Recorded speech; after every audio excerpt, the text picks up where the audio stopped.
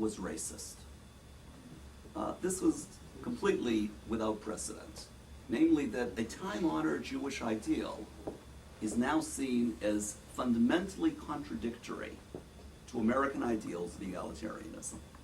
The 50% racist figure essentially was an argument that opposition to mixed marriage essentially is taboo, is sinful in the eyes of 50% of American Jews, of half the American Jewish population.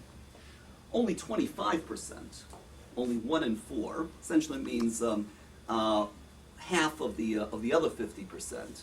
25% felt that conversion to Judaism was the single best outcome to a mixed marriage. Again, a proposition that most of us would think would be intuitive. It was the late Rabbi Alexander Schindler who, to his everlasting credit, in 1978, said very upfront that, let us say, conversion is the best outcome to a mixed marriage. 25 years later, only 1 in 4 American Jews would sign on to that proposition. In effect, what's happened, and this is the last, it's my penultimate comment in terms of description, and then I want to move on to prescription, but in effect what's happened is that there have been 2 Jewish approaches to mixed marriage that have become sanctioned by Jewish thought, values, and ideals over long periods of time. One is the value of marriage between Jews, the obligation to encourage marriage between Jews. The other is that when a mixed marriage occurs, the best thing to look towards is the conversion of the non-Jewish spouse, in which case at least it becomes a Jewish home. Those 2 values of in-marriage and conversion have simply fallen off the map in terms of where American Jewry is today. That's a sea change of enormous consequence, and one that we can ignore only at our peril. My last descriptive comment is that between the attitudes of the religious movements in which strictures are still there, the attitudes of silence, which pervades much of the civil Jewish leadership beyond the religious sector, particularly the Federation world, yet a third attitude has emerged. Perhaps best articulated earlier, as I mentioned, by Alan Dershowitz, but has been given a full-blown institutional apparatus and support in what is commonly referred to as the outreach movement, outreach institutions. Their position is, I say, somewhat more path-breaking, that their comment essentially is as follows. In order to do effective outreach, the Jewish community must become neutral on mixed marriage. In other words, unlike the Federation world, which says, watch what we do, not what we say, because we don't want to give offense to some of our key people, outreach advocates are offering a different position. They're saying, articulate neutrality. Don't articulate silence, although they would probably be willing to live with silence. Articulate neutrality, because anything other than neutrality will make it difficult, if not impossible, to relate to the people that we're trying to reach. To their credit, what they're saying up front is that we are calling for a change in values. The Federation world is saying something different. They're saying, we're not changing values, we're just becoming silent. But outreach advocates are saying, we need a fundamentally new approach, a fundamentally new position. Given, again, some popular support by Alan Dershowitz's book, but I'd suggest it's a far more pervasive position in the public culture because of outreach advocates and outreach institutions. What are the implications of this? What does it mean? Where do we go? And here, well, again, I think my opening I don't think could be refuted by any rational observer of the Jewish scene. Obviously, the implications are much more subject to debate and disagreement. So five modest implications, or 5 modest recommendations. Number 1, we lack candor about the subject. We don't speak with realism. And having the candid discussion has become, again, difficult, if not impossible. What candor means is that, frankly, there's very little good news regarding mixed marriage. The facts on the ground indicate that mixed marriage means very minimal Jewish identity, Children of mixed marriage, even less. Grandchildren, almost none at all. Now, outreach advocates want to reverse that, and in many ways one can argue certainly good luck. But the facts on the ground do not suggest benign news regarding mixed marriage. Our Sergio de la Pergola puts it very simply, saying there's not much good news to write home about here. There's a great deal of wishful thinking. In other words, there's a great deal of desire to turn that around. There's a great deal of, frankly, theologically speaking, a leap of faith. In other words, if only we do enough outreach, if only we move towards a new position, then we can reverse the facts on the ground. But what's happening is that we're not even able to have the discussion, lest it give offense to key constituencies. We lack candor in Jewish life. My colleague Jack Wertheimer at the Jewish Theological Seminary and I co-authored a piece several months ago which we entitled The Real Realism Regarding Mixed Marriage. Now, why do we choose that title? Because what others, including people in leadership positions in Jewish life, were saying, including Alan Dershowitz, is that the traditional positions are unrealistic. Realism means facing the facts on the ground and transforming them into positive assets. We offered a much more modest statement. Namely, what real realism is recognize that the situation is not good. And trying to turn it around is an uphill task. It has a chance of success, certainly, and we acknowledge that in the article. But let's begin with a statement of candor, and not with a statement of wishful thinking. Two, and related to that, in terms of language, no one can deny that intermarriage exists. It's quite real. It's part of the price of living in an open society. A number of years ago, a sociologist at the University of Pennsylvania, a man, quite traditional. He didn't. I don't think he knew me personally, but he essentially responded to a piece that I had written by saying that I'm really in favor of mixed marriage. Why? Because I said, without question, the fact of mixed marriage is an indicator of the low level of anti-Semitism. It's a good indicator of the place of Jews in American society. My statement, in effect, was that of intermarriage is part of the price of living in an open society, and I can think of very few people who are willing to give up on that. One professor felt that's reflective of the American Jewish Committee's traditional desire to integrate into the broader society. I said to him, if you know anything about the rest of my work, you would not be saying that. However, if we acknowledge that intermarriage is part of living in a broader society, that does not lead to the language of inevitability which so many Jewish leaders are currently articulating. In other words, many draw the conclusion that since mixed marriage is at 50%, meaning that half of all marriages that Jews are contracting today are marriages between Jews and Gentiles. Does that mean that mixed marriage is as likely as in marriage? The answer is no. The answer is it depends. In other words, it's not an undifferentiated mass that all American Jews are equally liable or equally likely to engage in a mixed marriage. The answer is it depends. The larger the Jewish community, the lower the incidence of mixed marriage. The more East Coast the Jewish community, the lesser the incidence of mixed marriage. But most simply, the higher the level of Judaic literacy, the higher the level of Jewish education, the lower the level of mixed marriage. In other words, this entire language of inevitability, which is often articulated for two reasons. There are some Jewish leaders who simply say, we can't do anything about it. It's inevitable. It's going to happen no matter what. Therefore, let's move on to a different track. The second argument from inevitability, or argument for inevitability, is driven by the sense that intermarriage is like, the late Egon Mayer put it very eloquently, and again we had many debates on the subject, but the example he used about me was, he says, you're trying to argue against the weather. In other words, the weather's going, today it's sunny, tomorrow it's going to rain, you know you can't do anything about it. Therefore, why are you even saying anything about it? You know, you may be filling up some time, but it's really not a subject that any of us can have any impact upon. That's the language of inevitability. Again, the facts on the ground, realism suggests something else. Realism suggests that in an open society, mixed marriage is always a possibility. That without question.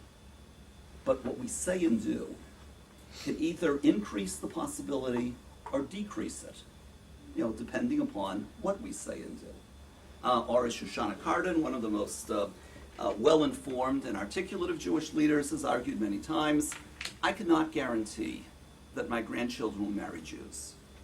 What I can guarantee is that they'll know all the reasons why I don't think it's a good idea. And if they know that, at least you have lowered the possibilities. Now, as the language of inevitability suggests powerlessness, that suits the needs of many outreach advocates. A realistic language is that, sure, it's always a possibility, but number one, there are very few, if any, things that are inevitable in history. And number two, what we say and do as Jewish leaders clearly does count. 3, goes back to the findings I reported earlier of 50% of American Jews think that opposition to mixed marriage today is racist. Without question, the language of in-marriage, for that matter, the language of conversion, is off-putting to younger American Jews. Think for a second about the language of conversion. Here we have told them that all people are equal. We are all created in the image of God. All of us have human value. And suddenly, you know, we're saying, no, you can't marry one of them. Or, if you have married one of them, it's not good enough that it stays as a Jew and a Gentile. Better it should convert to being a Jew. That is a dissonant message with the American culture of egalitarianism. The American culture that multiculturalism, 2 faiths are better than 1, 3 faiths are better than 2, if you will. In the face of that multiculturalism, the language of endogamy, the language of conversion, is clearly a dissonant message. Or, I tried this out myself just 2 weeks ago at the American Jewish Committee. We brought in 4 of our younger staff people. People who were actually working for the Jewish community, but in their 20s.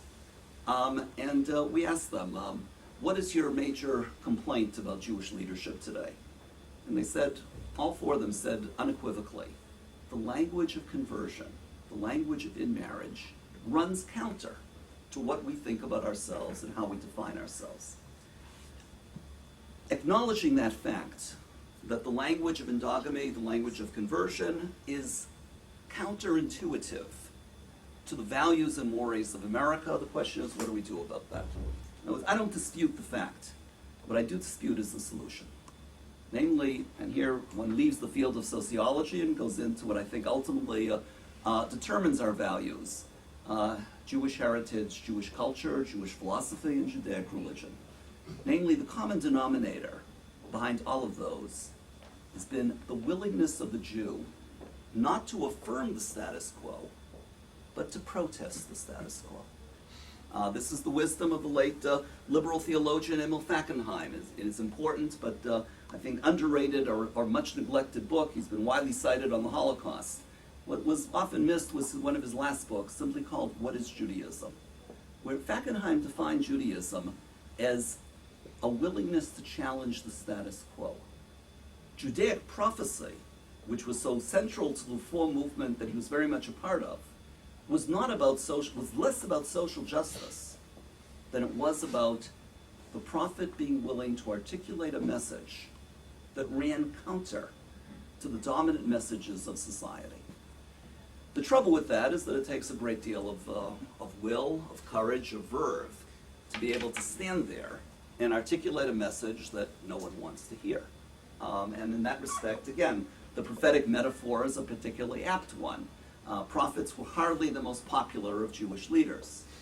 But Fackenheim's definition here I find very compelling.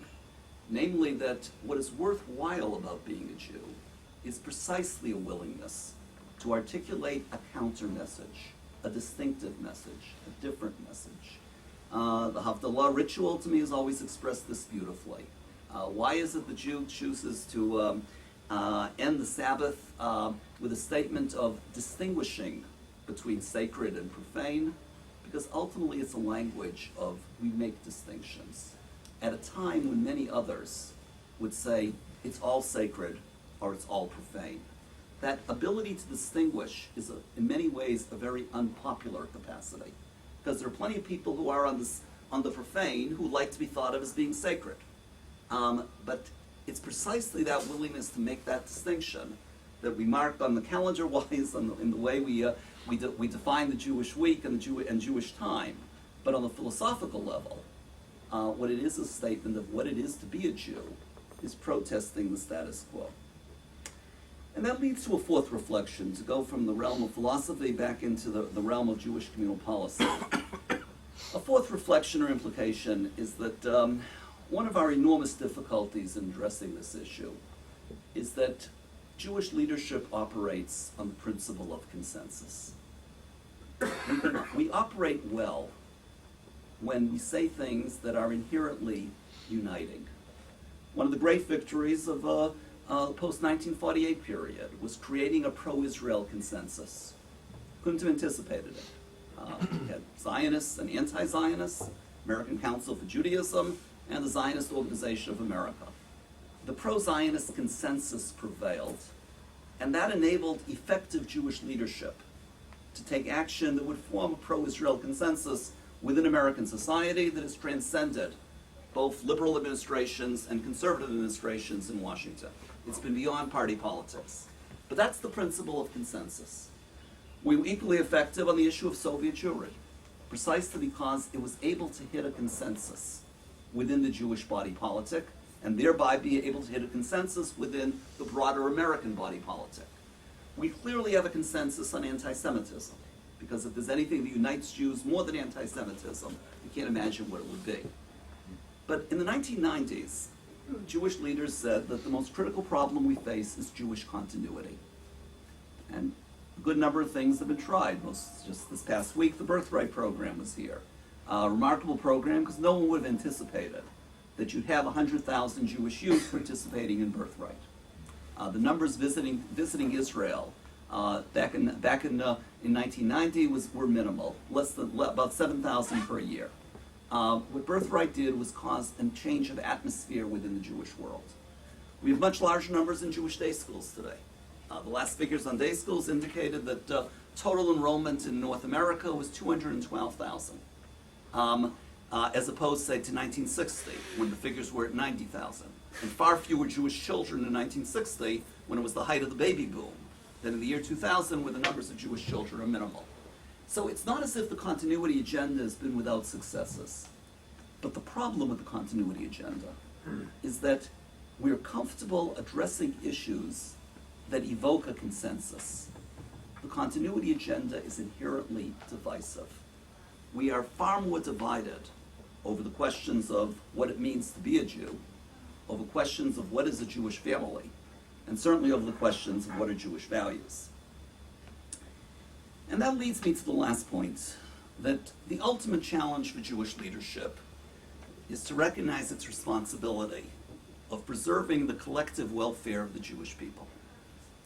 That collective welfare of the Jewish people is not necessarily the personal good of one particular Jewish leader, or any particular Jewish leader. In other words, what may be good for me and my family may not necessarily be the collective welfare of the Jewish people. We often don't understand this. When Jewish leaders address the issues of mixed marriage, they say, what are you going to say to my daughter-in-law? What are you going to say to my nephew? What are you going to say to my wife? One of my favorite cases was a well-meaning Reform rabbi, a gentleman who somewhat towards the end of his career, and apparently had not noticed the changes within his own synagogue, devoted his sermon on Yom Kippur to the question of mixed marriage. He was stunned to find the daughter-in-law of one of his most prominent contributors and a national leader in Jewish life storm out in anger. her father-in-law, in other words, the key contributor to the temple, immediately said, "Why have you insulted my daughter?" What he was not able to say was, what is the collective welfare of the Jewish people? Now, we're able to do this on most other issues. In other words, because they don't hit us in terms of our personal status. The problem with Jewish leadership and mixed marriage is that the lens we look at it, the eyeglasses that we put on, are not the eyeglasses of collective responsibility, mutual welfare of the Jewish people, pursuing the collective Jewish good. It's pursuing the personal Jewish good. One Jewish leader, a close associate at the American Jewry Committee, a woman named Charlotte Holstein, Syracuse, New York, she grasped this beautifully in an essay that she wrote, which was then picked up on by Elliot Abrams in his important book, Faith of Fear. She wrote an essay called When Commitments Clash, in which she said, as part of her personal life, she was confronting the very real outmarriage with no prospect of conversion of her own daughter or son. That was very, very powerful as a personal dimension. Her conclusion was, as a national leader of the Jewish community, her responsibility is far more to the collective welfare of the Jewish people than it is to her personal situation. She got it. I doubt if most other Jewish leaders are getting it today. Thank you.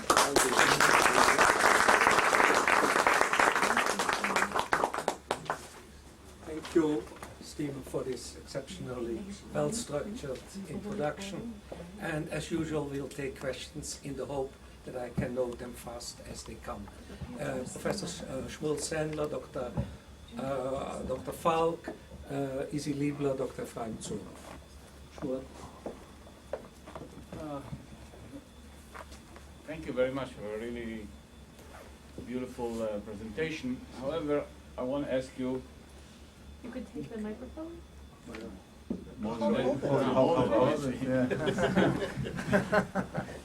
The question is, let's assume that tomorrow American Jewry would come out with a statement like what you were expecting against mixed marriages, just on the same level like Soviet Jewry, Israel, Holocaust, and so on. That's what you're saying. Now let's face it, let's talk about realism. What would be the reaction of Gentile society in America if we would say openly, yes, we are starting a campaign, not birthright, but on the same level, but for a negative thing, against mixed marriages? What would be the reaction then of Gentile America? It's a good question, Shmuel. I appreciate your sense of realism, and I really would answer you in two ways. Number one, without question, Senator Lieberman, when running for vice president, acted in a very clumsy and awkward way when confronted by Don Imus, who basically asked him, well, doesn't Judaism oppose interracial marriage and interreligious marriage?